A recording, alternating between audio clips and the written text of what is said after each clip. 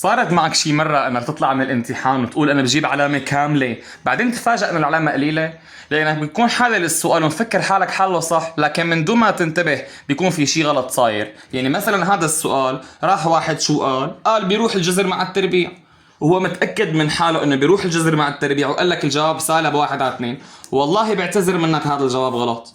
مع انه في كتير ناس بيجوز يستغربوا انه مبلا نحن بنروح الجذر مع التربيع، كيف فهمت انه غلط؟ لازم يكون صح، انت الغلط. بقول لك يا حبيبي طول بالك، لما تقلي بيروح الجذر مع التربيع فانت عم تستعمل خاصة من الكتاب انه جذر الاي تربيع يساوي اي.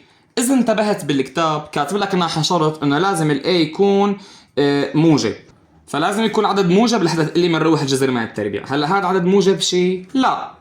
فبدك تروح تقول انه سالب 1/2 ربعته، يعني بيصير سالب 1/2 ضرب سالب 1/2. السالب بالسالب موجب، 1 ب1 1 و2 ب2 4. هلا اذا اخترنا هاد كمان غلط لانه لسه في جذر.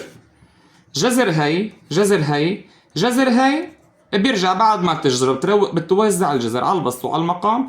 جذر الواحد 1 وجذر الأربعة 2، يعني الجواب الصح هو 1/2.